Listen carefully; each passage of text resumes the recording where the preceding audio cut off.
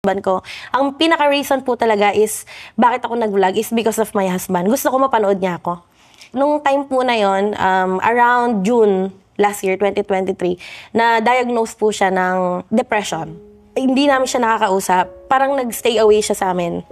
Basta yan, ang dami pumapasok sa isip niya na hindi namin malaman kung bakit niya naiisip yun, nararamdaman niya. Ayaw niya akong kausapin. Ang gusto niya, maghanap na ako ng iba. Wala daw akong mapapala sa kanya. Hindi po niya alam kung ano yung mararamdaman niya. Ganun pala yung depression, ma'am. Wala siyang reason. Bigla na lang siyang...